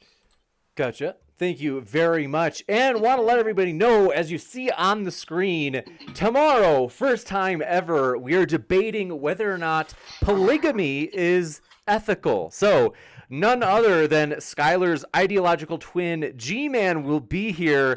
He will be debating a gentleman who is a black Hebrew Israelite and who says that it is okay to do polygamy. So that should be a lot of fun. Hopefully you guys tune in. And yeah, so that's probably my favorite thumbnail right there. So with that, switching back over to the it's certainly something that isn't absolutely wrong, because other people had multiple wives in the Bible. All right, anyways. Matt or Roy Lindsay, thanks for your super chat. They said, Matt, time wasting slick. Matt is not impressed. Flea Flicker 34, thanks for your super chat. They said, if God is real, why does he need apologists to plead his case for him? I think they're being serious. He's already predetermined it. God says to give an answer to everyone. What we want to do is demonstrate that the unbelievers don't have sound arguments, and thereby we glorify God. Furthermore, unfortunately, this will be judgment upon them on that day of accountability when they face the Creator. Gotcha. Next up, thank you very much, Douchebag thanks for your super chat. I doubt that's their real name on their birth certificate. They said, classic Matt Slick attacking the opponent's position instead of presenting evidence for his own position. All the hits. Is that like another slang thing? I don't know. I think it's like all the hits, like a record, like it's all the classic hits. Oh, that's embarrassing. Okay, Roy Lindsay, thanks for your super chat. Slickism is what I call them. They said, Matt, no quote, no disrespect, slick. That one was a nice one, at least. I think they're being facetious, though. Stupid Whore Energy, thank you for your super chat. She says, she says, is Matt saying the brain can't take exhortative inputs? I think she's kind of referring to when Matt said somehow I couldn't have knowledge or moral knowledge at all. Not really moral knowledge. That's not what I said. Well, it is what you said, Matt. No, it's not. Sorry. Well, I guess when I asked you to clarify, you should have clarified better, because everyone else probably thought that's what you. It was difficult to clarify when you kept interrupting. Well, I mean, that's what asking clarifying questions are for, Matt. Is that if you don't understand something, you ask somebody to clarify, and you say, "Hey, are you saying this?" and then you dodge it by not answering it. It's okay. We should move on, Matt. Your questions themselves were actually dodges away from the issue at hand. And I was trying to get you to be focused on various issues.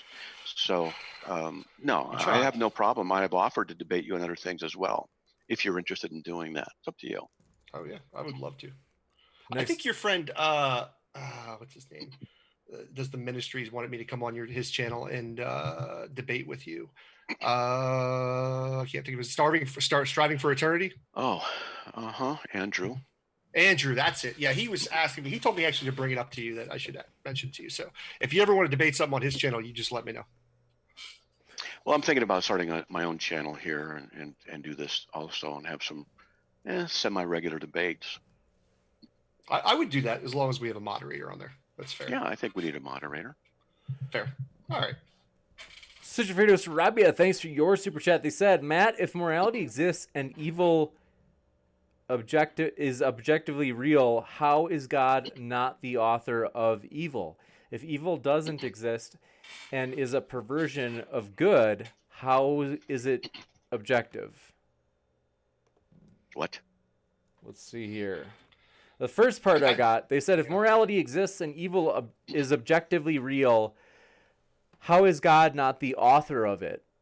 And then they say, if evil doesn't exist and is a perversion of good, but I think they mean like an absence of good, then how is it objective? I could only do one question at a time and discuss those each question at a time. But when they're kind of blended together, it's kind of hard to follow the logic of what's going on. I prefer just one question at a time.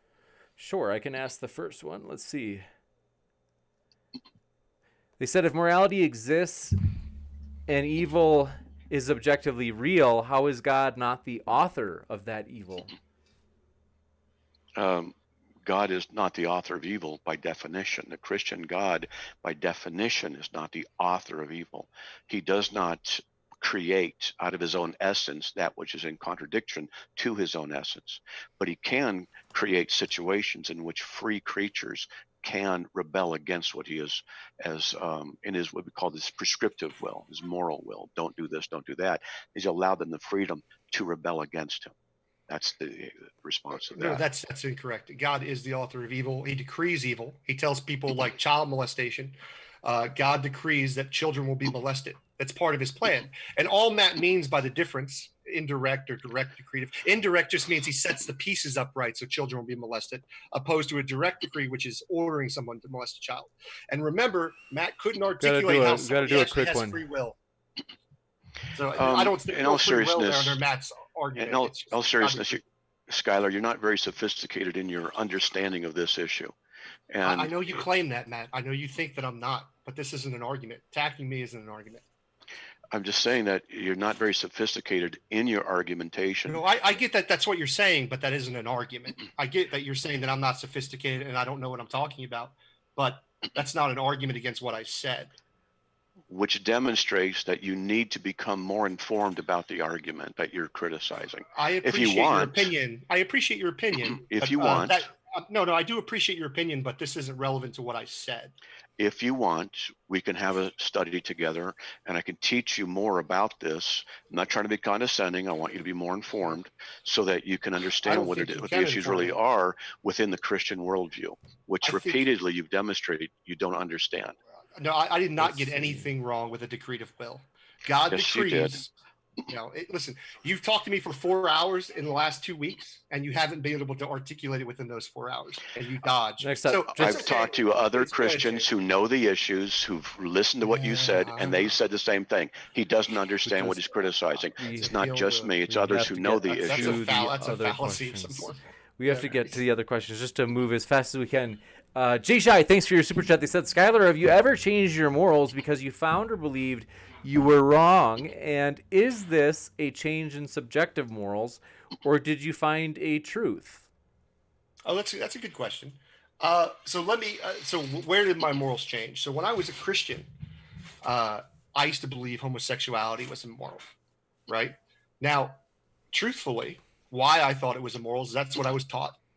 I was taught to believe the Bible, and the Bible says that having homosexual relations, lying with a man as you would a woman, or vice women lying with men, the opposite. I was taught that it was immoral through the church and through the scripture.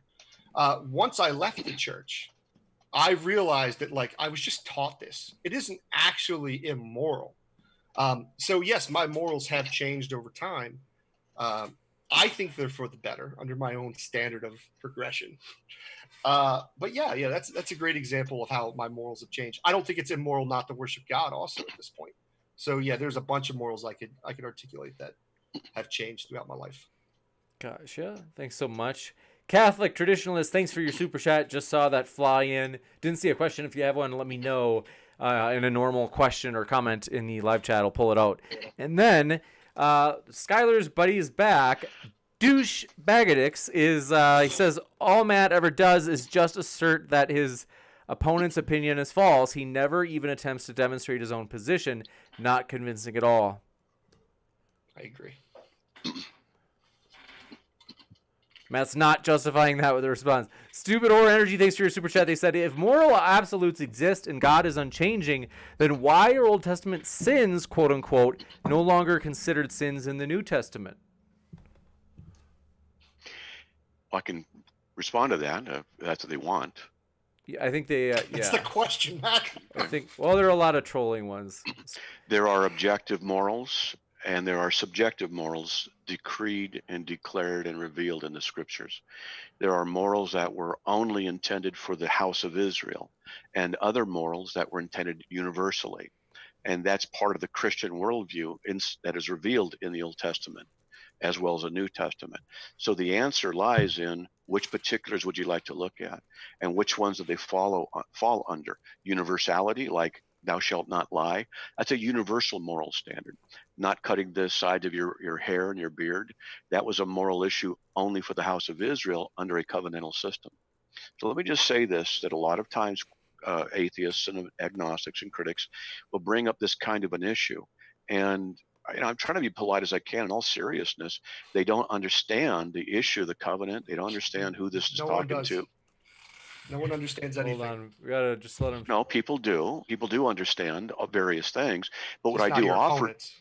but what I offer to do is tell the opponents these things and show them in the scriptures what's going on. I've written articles on this on CARM, and it's Really? there.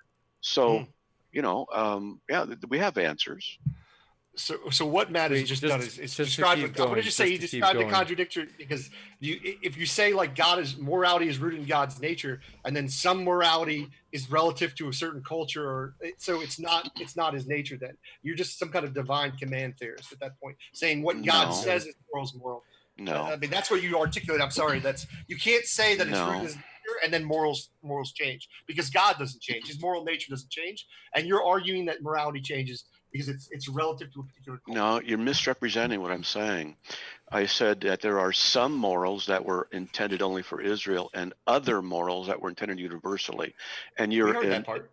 you're ignoring that distinction when you just say morals and No, things that's like the that. point of the distinction I'm making. That's the point I'm making, is you're saying there is a distinction, as if God's nature has a distinction in morals. It's either against God's nature or it's not against God's nature. There's a true dichotomy for you. And I've so- learned something from you, Matt. We gotta keep. Well, I don't moving. know if you've really learned it or you're. That's or- true. or I don't already knew know. what a true dichotomy was, so I already knew it. But Well, I'm just trying to give apparently- you credit for repeating yourself five Yeah, times about true dichotomy. Apparently, you don't know what a true dichotomy is, as you demonstrated earlier. I would suggest that people Apparently- go to carm.org and read the article, Why Do We Follow Some Levitical Laws and Not Others? And you'll see the idea, the covenant aspect of God's revelation in the Old Testament. And I'll say this again.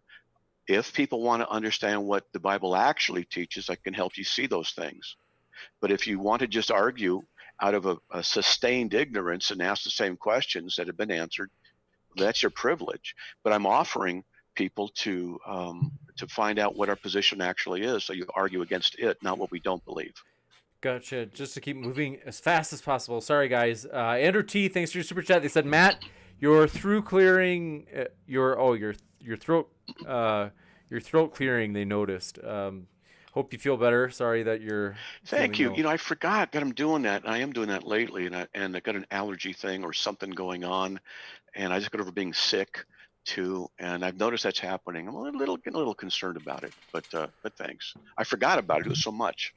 We appreciate you coming here, even though you have had that going on and just got off of a cold. So appreciate you still coming. Next, Sure.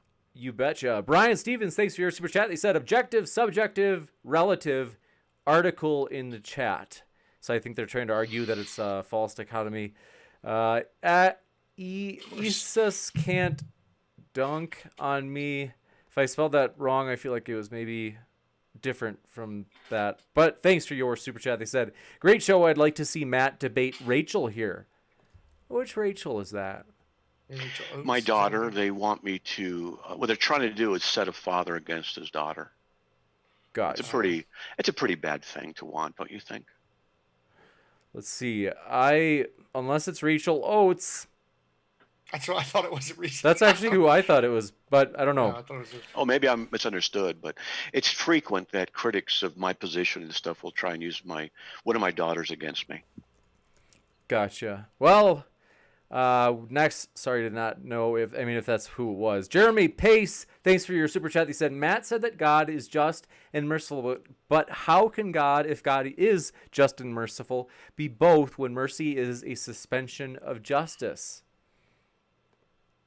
Ooh, that's a good question. It's a good question, but the issue is that God is not just and merciful all the time in the same level for the same individual. And he works with different people in different contexts and different times. So the Bible teaches, for example, that God disciplines those whom he loves, which means that the Christians whom he loves, he has shown great mercy to, in that he's redeemed them, but he's also showing justice to them by disciplining them. So both can be true at the same time. They're not mutually exclusive. Gotcha. Speaking of debates, thanks for that, Matt. And they also, someone said they want to see Skylar against Jay Dyer. Skylar, are you up for that, or do you want to go toe to toe with Jay? Yeah, this is Catholic Traditionals has been trying to get me. Yeah, I'm fine. If you get a hold of him and he'll debate me on here, I'd love to have a debate. I never turn people down. You guys, you get me a debate, I'm ready to go. Gotcha. Provocative. Stupid Whore Energy, she basically sings like half the lyrics to a song by Foreigner, the 80s rock band, but it's my favorite song, so I'll sing it. No, I won't. But it's I Want to Know What Love Is. So, and then I'm Sorry Wilson says, and I want you to show me. And then Stupid Whore Energy says, I want to feel what love is. And then Steven Steen says, Skylar is Evil Hulk. Ooh, that's a funny joke. It's an inside joke from Twitter. If you're on Twitter, folks, say hi to us on Twitter. Skylar's on there. I know, Matt, you're on there. I tagged you today. Do you ever go on your Twitter? Oh, I think you might be muted over on your side. You might have muted yourself, Matt. I can't hear you on my side. Yes. Sorry, I did mute myself. I was clearing my throat. Now I've become self-conscious of that. Sorry about that. No, that's all right. But now I need to get back into Twitter. But the thing is, I have thousands of emails. And whenever I get into something, Twitter or Facebook, I get inundated with stuff. So I'm always reticent. But I need to somehow do that. Just got to. You betcha. I know Steven Steen sends a lot of pictures to him, people of himself. It's very disturbing. I'm sorry if you have had that happen. Steven Steen, nasty guy. I'm Sorry Wilson, thanks for your super chat. They said, I was just teasing Steven. They said, I know you can show me.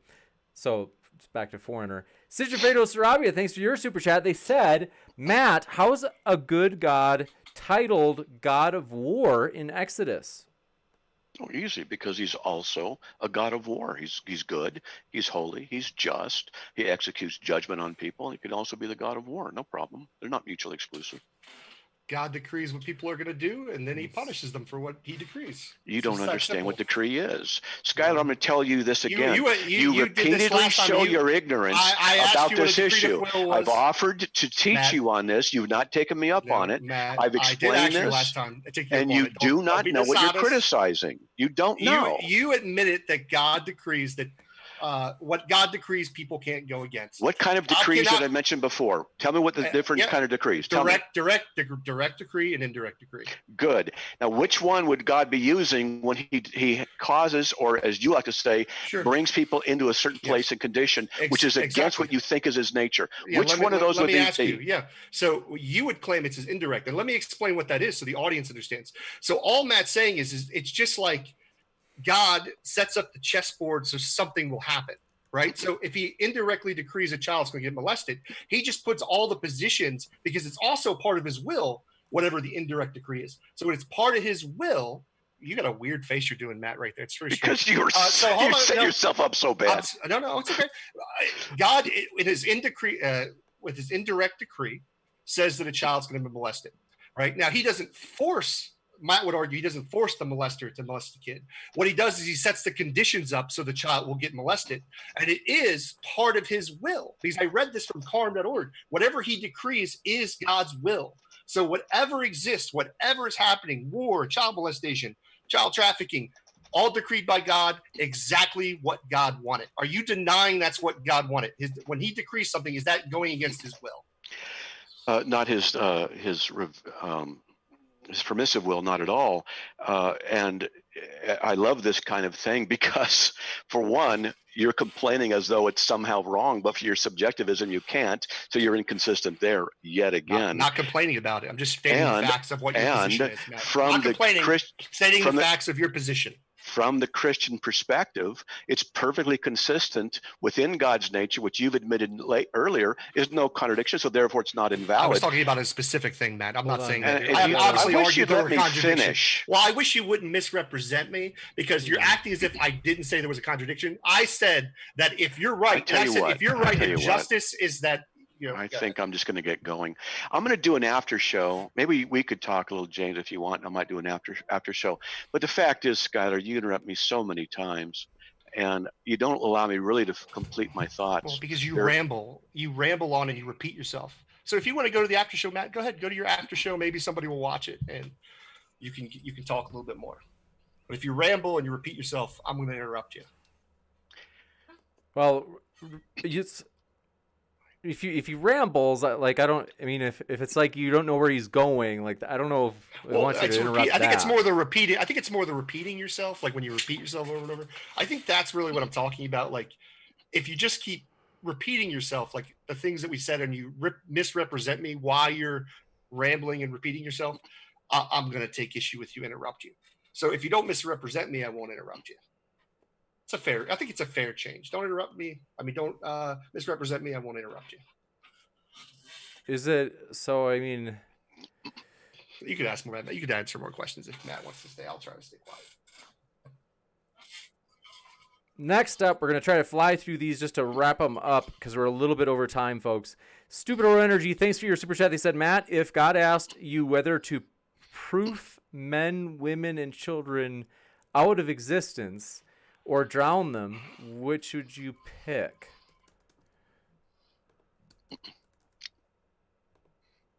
Not gonna pick something like that. Gotcha. I would poof them out of existence. I would physically drown babies. Matt's God chose to drown babies. Next, Stupid Horror Energy, thanks for your super chat. She says, Skylar, do you agree that if we ground morality in something like human well-being, then we can make objective moral statements from that?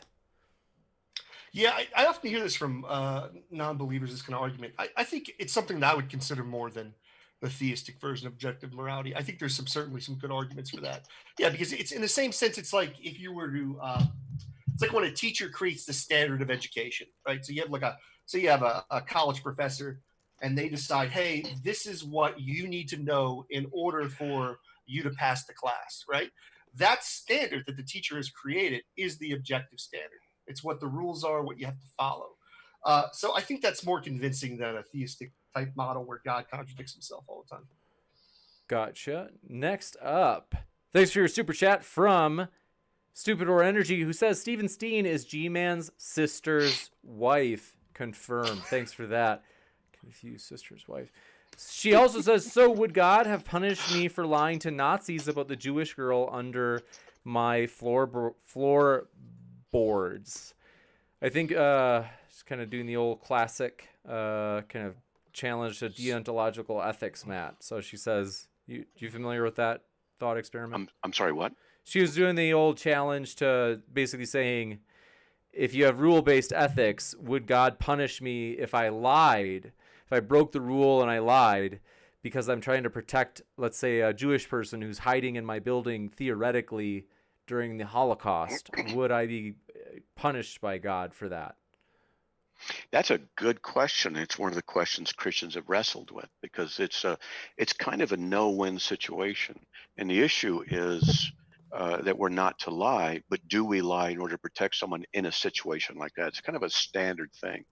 So some Christians, what they'll do is they'll say, yes, I would lie even though it's still a sin, but because of his sinfulness and not being able to deal with the issue properly and perfectly according to what Christ would do, then that's what he would do, and then he would deal with that before God. Other Christians, I actually know someone who says they would not even lie in that situation, but would trust that God would do what was necessary at that time to help. It's a great question. It's not a simple answer either. I mean, it would definitely be a sin under the Christian religion to lie. So it would be a sin to lie to the Nazis. But I guess under Calvinism, in many ways, it's decreed if will the Nazis exist in the first place. So, you would probably argue is indirect decree, but that was God's will that the Nazis would execute 7 million Jews. So Your that's that word, God continued mind. proclamation of your ignorance and the assumption that you're actually kind of trying to make a moral statement as though the subjective complaint that you have against the God of Christianity is somehow valid is really just another demonstration that your argumentation is weak, your logic is weak. If you want to, as I said before, I'll say it again, if you want to discuss the decrees of God and how it works with the nature of free will, if you're interested in doing that, we can have a discussion on that as well. But if you don't want to, well, then that's fine. But the issue I've talked to is, many what is, Calvinists, and you've explained it before, so I already know what the position is. You told me that. then why do you misrepresent it so Well, frequently? you claim that I misrepresented it, but last time I asked you, in God's indirect decree, if a child's going to get molested, are they going to get molested? You said yes. In So what sense? People, I don't know. When you say when you decree, it's not a causation. What according to your page, actually, it says No. it's God's. Is it God's will, or are There decrees is a God's difference. will? Are decrees God's will? There's a difference between You're not going to answer the question. I am trying.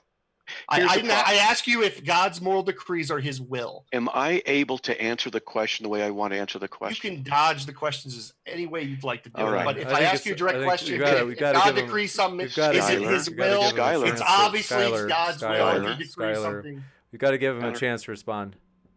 You do this repeatedly, Skylar. You don't like the way I answer. You want me to answer the way you want me to answer. Now, this is not a demand from you.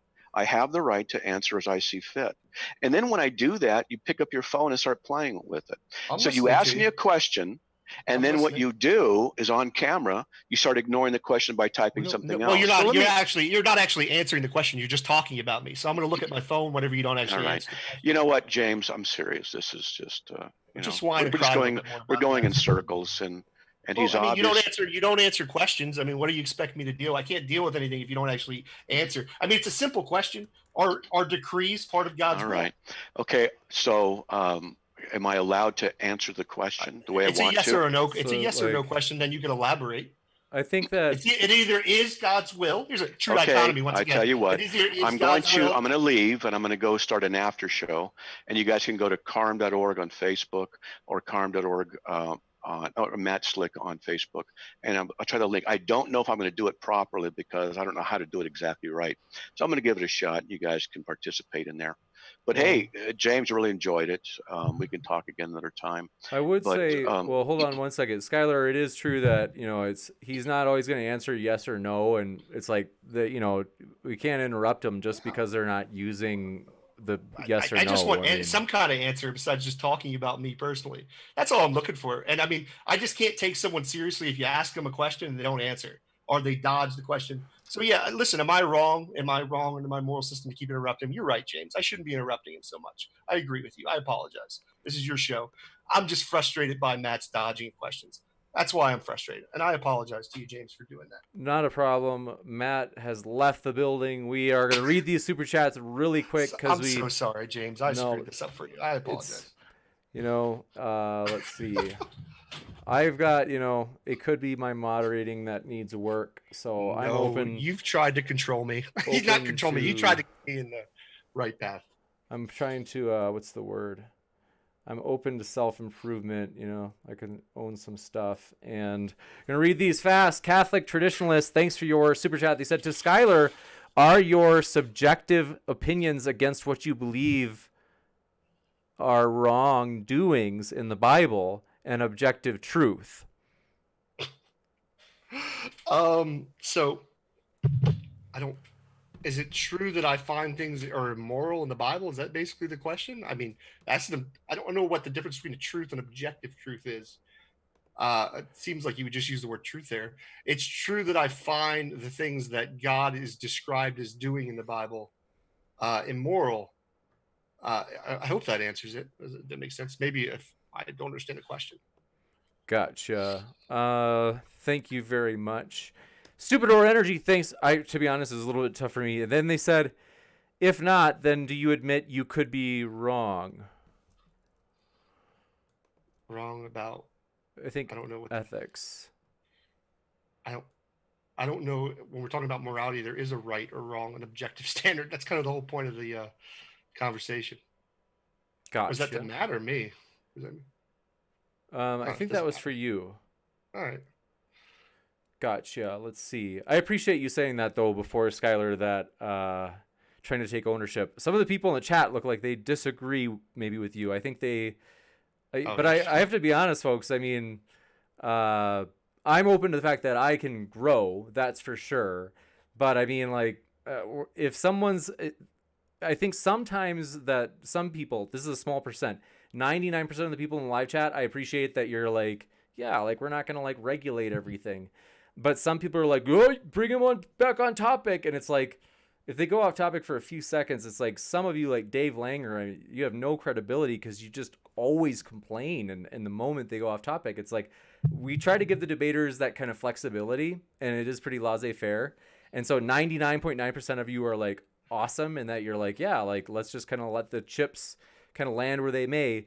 But some of you, it's like I just can't take you serious because it's like, no, I mean, I can't just like make a person answer yes or no or something like that. So if you don't like it, I mean, like, and yet you guys, I appreciate though that you guys who complain, the small percentage, you guys always hang out here. So I'm still flattered you're still watching us. So that is encouraging. So that's they a come good for that beautiful face of yours, James. That's why they're here. Steven Steen's face. So we appreciate that. I mean, hey, but you know, we're always open to feedback. I've never actually blocked anybody from this channel. I don't think I've ever like hidden them or whatever it is. And the reason is it's like, well, hopefully we never become an echo chamber, because it's like, hey, ideally what I would like to basically do is kind of have that eclectic community. So it's like, if you're a critic, please mods, just let them be critics. That's okay. And if I want to give them pushback, happy to, but we just definitely don't want to ban them. So Stupid Horror Energy, thanks for your super chat. She says, how do you explain the fact that I am Pizzazu? Does maybe it's like that she's like saw Ghostbusters and something traumatic happened and it's stuck in her head. Josh, thanks for your super chat. They said Matt intentionally and repeatedly changed the terms of this argument to try to confuse Skylar. Shady Fook? Oh, I think it's, I don't know. Shady is, yeah. I mean, just to respond, that was my frustration, right? Like when you're actually trying to get someone to understand your position, you break it down step by step. What Matt would do is he would do something like, you're a functional atheist or you're a functional materialist, which wasn't what I articulated, right? And he tried to label me, and then he just added all these things on top of, well, you believe this, you do this, you can't, like you did 15 different things. You say that this is my position, but that wasn't what my position was. So yes, when I was talking about the ramblings, when he just keeps going on and he doesn't want to answer clarifying questions, it doesn't make him look good. And I don't know, it's just a frustrating conversation to have. I was actually bored for the audience. I felt bad for him. Gotcha. We thank you for we got a couple last super chats, and we do want to say we are excited, folks, not just for G-Man's debate tomorrow on polygamy, which I will bring up the thumbnail for one last time so you can just kind of soak in. If you notice you have G-Man there, and then on the far left you have Steven Steen, one of G-Man's wives. It's like a kind of a sick thing they do on the weekends. I don't know. But the point is, we are excited also that, you know, your super chats are being put to good use as we are excited to go on tour. And that's going to be a lot of fun. We are going to have debates between, there's one I can tell you. Some of you guys will be ticked. But hey, you know, at least we get a rise out of you. Kent Hovind and Vosh will actually be debating in Dallas. So that's going to be a lot of fun. And then there are like one or two others that we're like waiting on confirmation from. And it's been a long, grueling time. It's been like, I'm like, I just can't, we want to confirm this. But anyway, when you hear it, when I think we will have it, it'll be epic. And then my hope is to get to have, you know, Matt and or Skylar. Maybe we could fly Matt to Florida and you guys could debate in person. Else? Let's get somebody else. You guys are good. Sometimes it's true. We debate here. Sometimes we even, you know, listen. I'm sorry. Go ahead, please. I was going to say sometimes we get at each other's throats, but in the end, we care about each other. I hope, no hard feelings to Matt. Oh, absolutely. Let me tell you this. I'll fly out somewhere, James. You guys pay for my plane ticket. I'll find. I can get a hotel or something. I don't have a problem with that. Just someone covers my plane ticket, and I can make an excuse to my wife why I can leave town. I'm totally down. And I just everyone out there, I want you to know how hard what James is doing is. Like putting this together, working out schedules and times. Listen, we do it on our show. It's super difficult. I can only imagine trying to do a United States tour where you go to different cities, get people to commit, playing all this out. It is a difficult thing. So much love to you, James, for doing what you do, man. It's not easy by any means. Thanks. I totally appreciate that. That's encouraging. And the trick is, so eventually I'm totally open to flying you out somewhere, Skylar. But you're in Florida. I mean, Florida is that's where I want to go. So Colorado, you have anybody in Colorado? I want to come visit Colorado. My favorite state. Colorado is nice. It's not bad. I can't complain. It's got a lot of wonderful things in Colorado for people to enjoy. That's all I'm saying. So true. I would love to make, hiking, guys, hiking. That's what I'm talking about. So I would like to go hiking and get as high as possible elevation wise. That's funny. I get it now. Okay. So also, yes, Florida is where I ultimately want to end up. No joke. And a nice little city in Florida, Bonita Springs. No, I would switch with you in a second. Florida's hot, miserable, mosquitoes and not crocodiles, alligators, and Florida drivers. Man, it's a wild, wild state. That's not. There's some beautiful places, but I would switch. I'd go to Colorado in a second. Thank you. That's kind of you, Skylar. We got two more last ones. Rockwell, thanks for your super chat. They said, let's see. Interesting. So, we'll read it. They said, Matt, your work helped deconvert me from Mormonism, and I thank you for that. I'm an atheist now, but I respect your work helping Mormons exit, quote unquote, the church. Again, thank you. Diplomatic super chat. Angry Roach, thanks for your super chat. They said, just because Skylar made rage quit. So thanks for that super chat. Like rage quit. That's what did I say? Did I say it wrong? Yeah, it's okay. What did I say? Something like made quit rage or rage quit. I don't know. Maybe I misheard you. Maybe I'm wrong. I think you're right. I didn't sleep last night, so I'm a little off more than usual. What they meant to say is, yeah, so you got it. Okay. But yeah, this has been so fun. So thanks for being here. Even if you're a critic, we are glad you're here. I enjoy giving you pushback on some things, but hey, there are a lot of things we can improve this channel. You guys have been honestly so loyal. Remember when we used to have it? Were you here, Skylar? Did you ever have it where we had an audio where the audio just went haywire where you were on? Yes. Oh, that was so sad. That was the most depressing thing. So we're so glad we made it through. No more audio problems. And people, hit the thumbs up button if you like this, man. If you like James' channel, share it out. Tell people about it. Listen, if it wasn't for James, you know how many debates I've gotten to have because of this man and this channel, having a fair place to where we can have moderated debates. It's difficult for me to get guests on my show sometimes to debate. And James makes this perfect. And the fact he allows us to, as content creators, share these videos on our own channels is a very generous, incredible thing. So show this man some support. Keep subscribing and hitting the thumbs up button because it's only going to get better, James. That's all. It's only going to get better from here, man. Thanks, Skylar. And I hope I'm riding here with you. You've been an extremely generous, supportive person, which has meant so much, Skylar. You honestly have been a true friend of the show. It's been a long time that you have been coming on, and just people love to watch you and get to listen to you. And so you've. I appreciate that. I just really appreciate it. And then, yeah, so I could go on and on about things I appreciate. And so with that. Do you want to talk about my wonderful hat, how wonderful it is? It is a wonderful hat. And there you go. I'm trying to think of, it was so fun when I was making this thumbnail for this debate. I love the thumbnails, but because I was cutting out around your hat. And anyway. So I was looking, I was like, there's Skylar's hat. Oh, so anyway, thanks for being here, everybody. Want to let Skylar get to bed? Is it oh, that's right. It's 10:55. We'll let you get to sleep. So thanks, everybody. Keep sifting out the reasonable from the unreasonable. Take care.